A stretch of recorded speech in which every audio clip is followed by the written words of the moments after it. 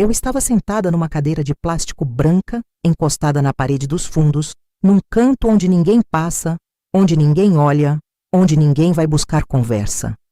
A festa era na casa do meu filho, a casa que eu ajudei a comprar. E eu estava no canto, como se fosse visita de segunda categoria, como se fosse alguém que apareceu sem ser convidada. Naquele momento eu não chorei, não levantei a voz, não fiz escândalo. Peguei o meu copo de suco, olhei ao redor e entendi, com uma clareza que dói mais do que qualquer grito, que aquele lugar não era mais meu e que eu tinha deixado chegar até ali. O que aconteceu depois daquela noite foi impossível de ignorar. Meu nome é Rosária. Tenho 58 anos.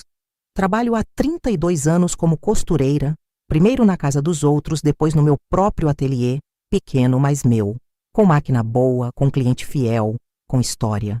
Criei 2 filhos sozinha depois que o Ademar foi embora, quando o mais novo tinha 3 anos. Não pedi pensão que prestasse, porque ele nunca teve o que dar de verdade. Lavei, passei, costurei, acordei antes do sol e deitei depois da meia-noite durante anos que eu prefiro não contar. Porque se eu contar, parece que estou pedindo pena. E eu nunca pedi pena de ninguém na minha vida. Criei o Fábio e o Leandro com o que eu tinha. Escola pública, mas com uniforme passado. Sapato surrado, mas limpo. Mesa sem fartura, mas sem fome. Eu sabia o que era essencial e o que era supérfluo. E eu escolhi o essencial toda vez, sem hesitar, sem reclamar em voz alta, porque não havia tempo para reclamar. Havia roupa para costurar e filho para criar. Naquele dia, eu ainda não sabia o preço que todos iriam pagar por aquela decisão de me colocar no canto. O Fábio é o mais velho, tem 34 anos. Casou com a Vanessa há 6 anos, numa cerimônia simples que eu ajudei a pagar com uma parcela que doeu, mas que eu dei de coração, porque era meu filho, porque era o começo da vida dele, porque eu acreditei que aquilo significava que ele estava bem, que eu tinha feito certo. A Vanessa nunca foi fácil. Desde o começo eu percebi que ela tinha um jeito de olhar que media as coisas. Ela media o bairro onde eu morava, media o modelo do meu celular, media a bolsa que eu levava, media cada palavra que eu falava, como se estivesse calculando o quanto eu valia antes de decidir se merecia atenção. Eu não sou ingênua, nunca fui. Mas eu segurei minha língua porque era a mulher do meu filho, e eu não queria criar problema onde não havia ainda. O Leandro, o mais novo, casou 3 anos depois com a Camila, uma moça mais calma, mais fechada, que eu nunca consegui entender de verdade, mas que tampouco me desrespeitou de cara. Com ela, era diferente. Era uma frieza educada, aquele tipo de distância que sorri, mas não abre a porta de verdade. Eu fui me acostumando com aquilo. Foi acontecendo aos poucos, como acontece com tudo que a gente não quer enxergar. Um almoço cancelado aqui, um aniversário que eu soube depois, uma conversa de grupo no celular que eu não estava. Ia chegando, feito água infiltrando numa parede velha, e eu ia ignorando porque eu queria acreditar que era normal, que era a vida, que filho casa e a mãe ocupa outro lugar.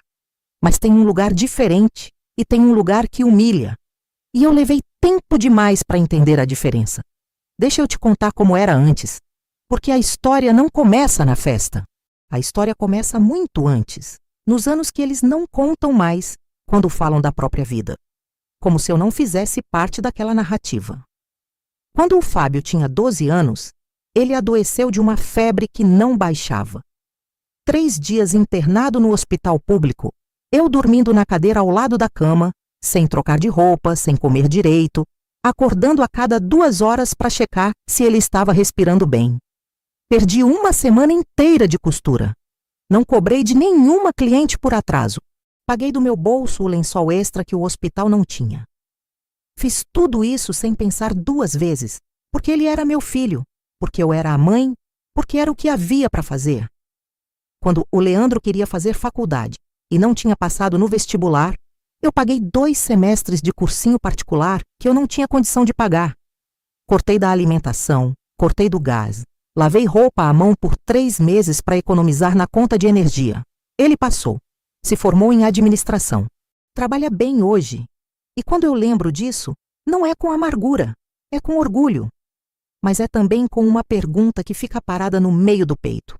Ele lembra? Pois é, ele lembra muito pouco. O Fábio comprou o apartamento onde mora com a ajuda de um dinheiro que eu juntei durante 6 anos num envelope debaixo do colchão, porque eu não confiava em banco e porque eu sabia de algum jeito que algum dia ele ia precisar. Eram R$ 22.000. Eu dei para ele como entrada. Ele agradeceu, disse que ia me devolver e nunca mais tocou no assunto. Eu também nunca cobrei. Não porque eu achei que não era para cobrar, mas porque eu queria que ele soubesse, sozinho, sem que eu precisasse lembrar. Ele não soube. Conta nos comentários se você também já passou por isso, se já deu tanto e recebeu tão pouco de volta. A primeira vez que eu percebi que tinha virado invisível foi num domingo de julho, faz uns 3 anos. Eu havia combinado de almoçar na casa do Fábio. Havia confirmado na quarta-feira. Na sexta eu mandei mensagem perguntando se precisava levar alguma coisa. Ele respondeu com um "Não precisa, mãe".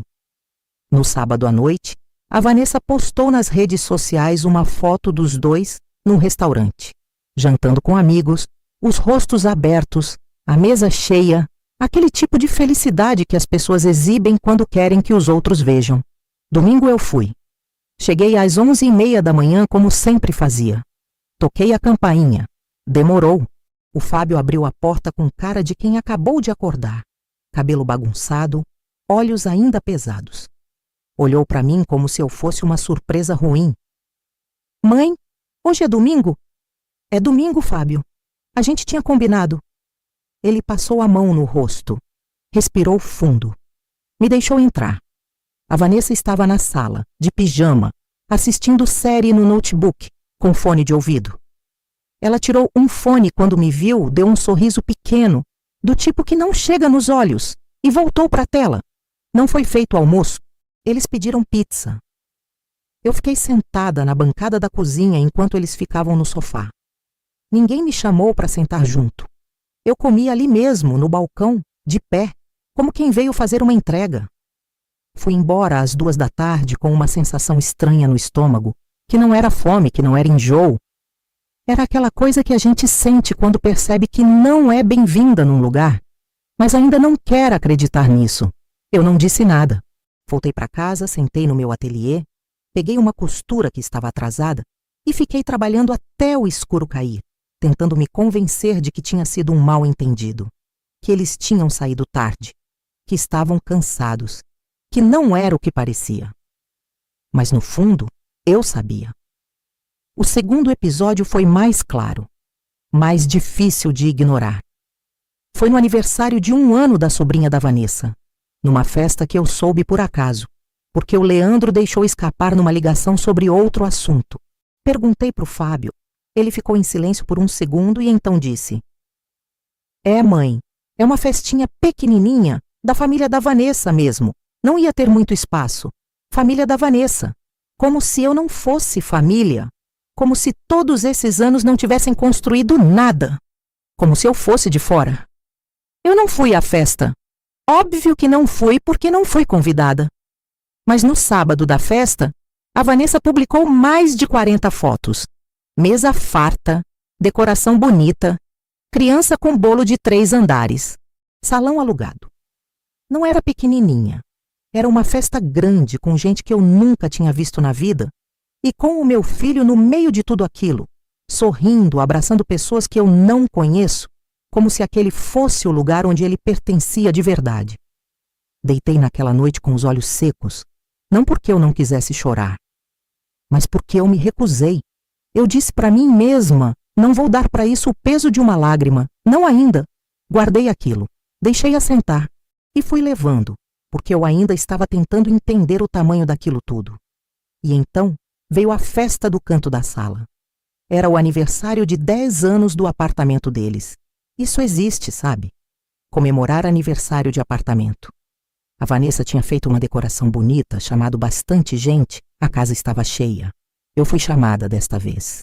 Mas fui chamada do jeito que se chama alguém por obrigação, por aquele tipo de convite que chega tarde e seco, sem detalhes, como se a pessoa que convida estivesse fazendo um favor ao te incluir.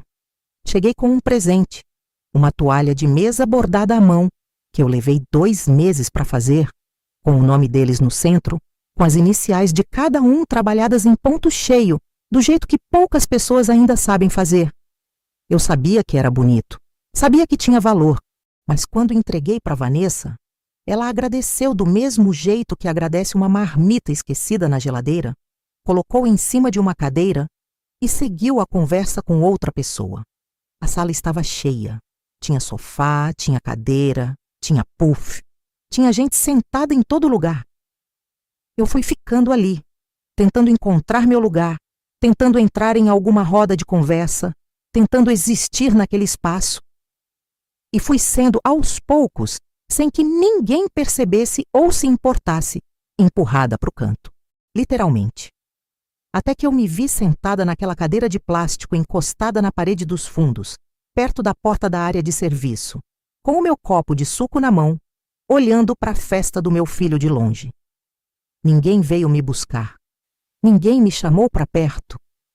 O Fábio passou por mim 2 vezes e sorriu, aquele sorriso rápido de quem vê, mas não para. A Vanessa nem olhou. Eu fiquei ali por mais de 1 hora. 1 hora sentada no canto como objeto esquecido, como visita que ninguém esperava, como mãe que construiu parte daquela vida e que agora não cabia nem na festa dela. Quando eu me levantei para ir embora, ninguém percebeu de imediato. Fui buscar minha bolsa, coloquei o casaco. Fui até o Fábio e disse baixinho, com uma calma que eu não sabia que eu tinha: "Vou indo, filho. Obrigada pelo convite." Ele franziu a testa. "Já? Tá cedo, mãe." "Não para mim." E fui embora. Entrei no carro, botei o cinto, liguei o motor e fiquei parada por 3 minutos sem sair do lugar. Não chorei. Fiquei olhando para o para-brisa escuro e entendi, ali naquela noite, que alguma coisa havia terminado dentro de mim. Não o amor. O amor eu não escolho.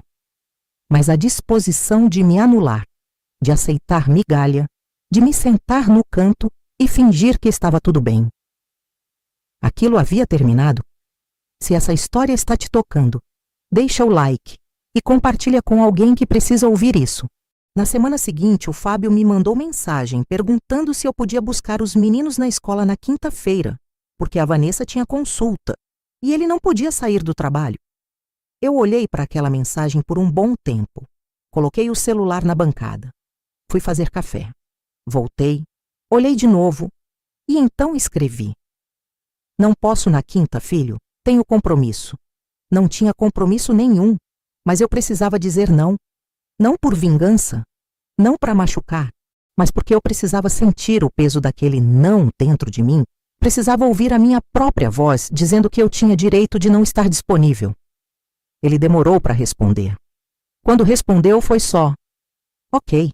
Depois disso, ficou alguns dias sem me ligar. Isso era normal. O anormal era o que eu sentia. Nada. Não senti culpa. Não sentia aquela ansiedade antiga de ficar pensando se ele estava bem, se eu tinha errado, se eu deveria ligar e explicar. Sentia apenas uma quietude estranha, como depois que uma dor que a gente carregou por muito tempo finalmente vai embora. Comecei a olhar para minha vida com outros olhos, para minha rotina, para o meu ateliê, para as minhas clientes, muitas delas mulheres da minha idade, com histórias parecidas com a minha, que vinham para a costura como quem vai para a confissão, porque sabiam que eu ouvia, que eu entendia, que eu não julgava.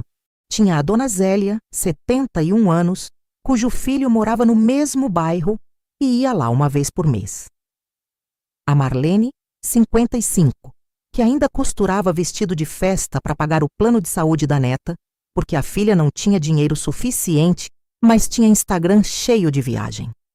A Sandra, 63, que tinha vendido o carro para ajudar o filho a abrir um negócio que fechou em 8 meses e que nunca recebeu nenhum obrigada de verdade. Mulheres invisíveis. Mulheres que deram tudo e que foram parar no canto da sala. Eu olhei para as histórias delas e eu me vi. E foi aí que eu entendi que aquilo não era fraqueza minha, não era falha minha, Não era porque eu não tinha me dado suficientemente bem. Era porque a gente acostuma as pessoas a nos ignorar quando a gente aceita ser ignorada sem fazer barulho. E eu tinha sido silenciosa por tempo demais. O Leandro veio me ver numa tarde de sábado, umas 2 semanas depois da festa. Chegou sem avisar, o que era raro. Sentou na cadeirinha do ateliê, aquela de madeira que fica ao lado da janela, e ficou me observando costurar por um tempo, sem dizer nada. Quando eu terminei a bainha que estava fazendo, olhei para ele. "O que foi, Leandro?" Ele pigarreou.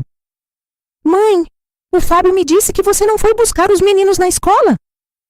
"Não pude. Tinha compromisso." "Que compromisso?" Eu parei. Olhei para ele. "Leandro, há quanto tempo você não me pergunta como eu estou?" Ele abriu a boca, fechou, pensou. Eu pergunto. "Quando foi a última vez?" Silêncio. "Você sabe o que eu estava fazendo quando você ligou semana passada?" "Não."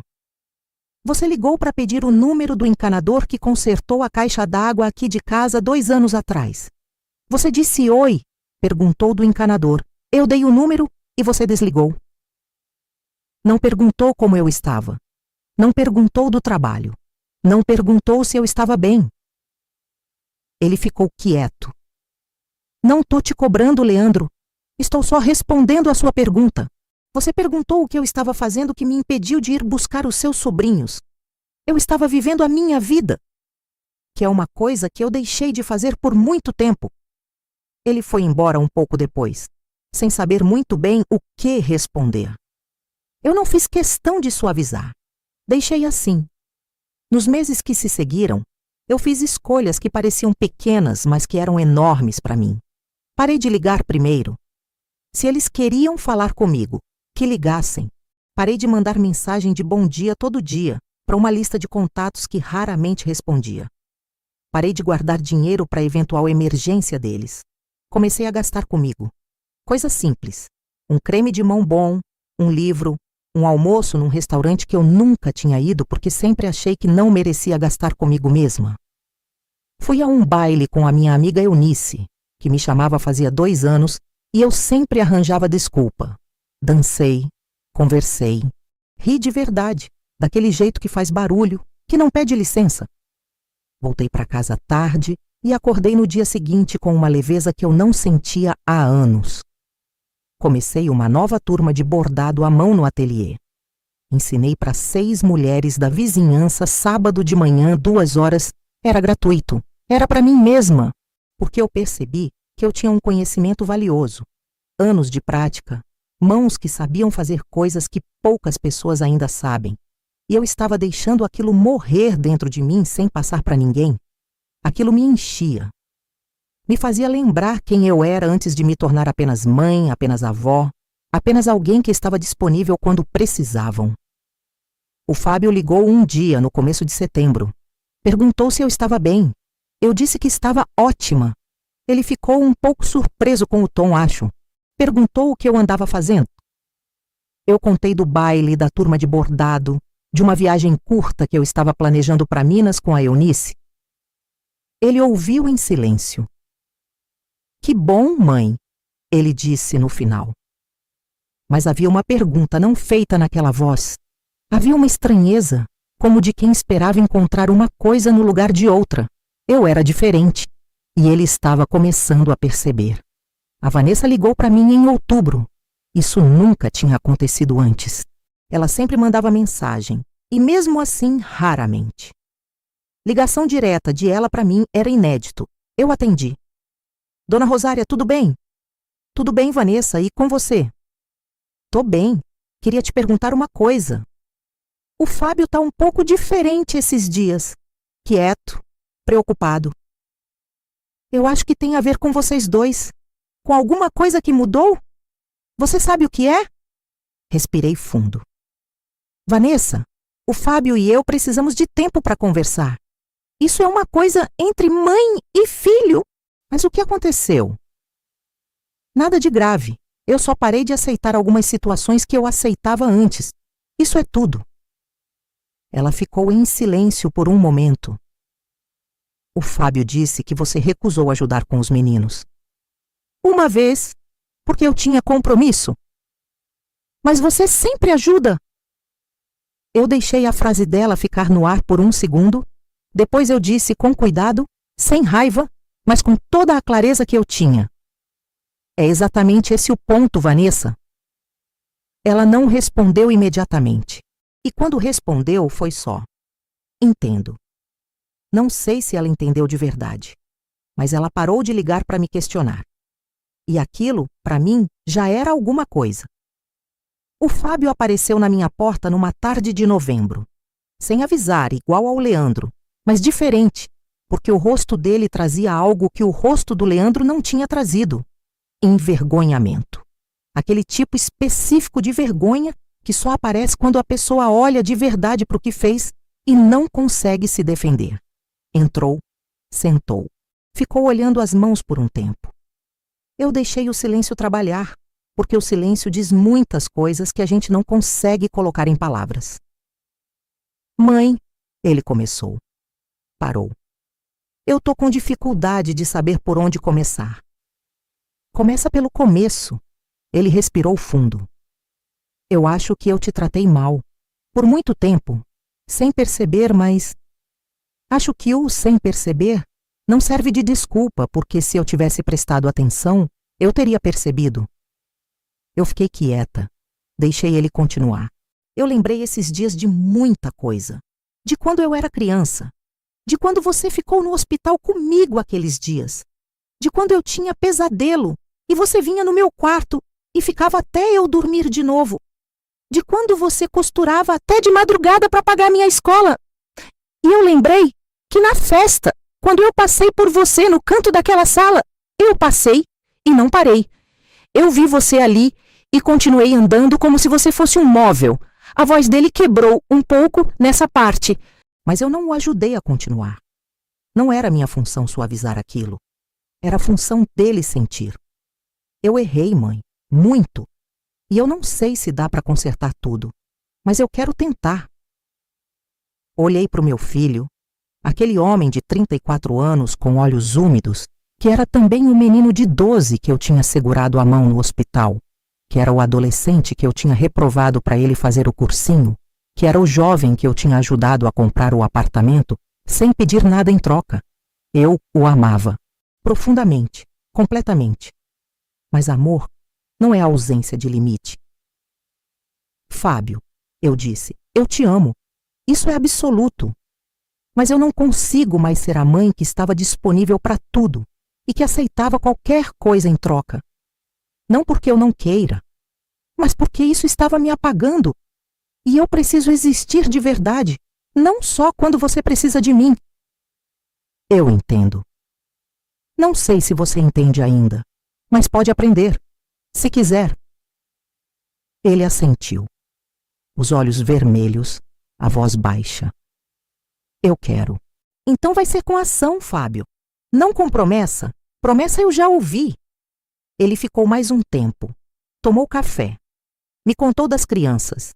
Me perguntou do ateliê, da turma de bordado, da viagem com a Eunice. Perguntou como eu estava de verdade. Não do jeito protocolar, mas com aquela atenção que aparece quando a pessoa quer saber mesmo. Quando ele foi embora, eu fechei a porta devagar e fiquei parada no corredor por um momento. Não senti vitória. Não senti alívio imediato. Senti algo mais sutil, mais sólido. Senti que eu tinha me respeitado e que aquilo tinha aberto uma porta que eu não sabia que estava fechada. O Leandro demorou mais. Sempre foi mais orgulhoso, mais difícil de dobrar. Mas em dezembro, pouco antes do Natal, ele me ligou numa noite, já tarde, quando eu estava deitada lendo. Mãe, você vai passar o Natal com a gente esse ano? Era a primeira vez em 2 anos que ele me fazia esse convite diretamente. Antes chegava como informação, como calendário.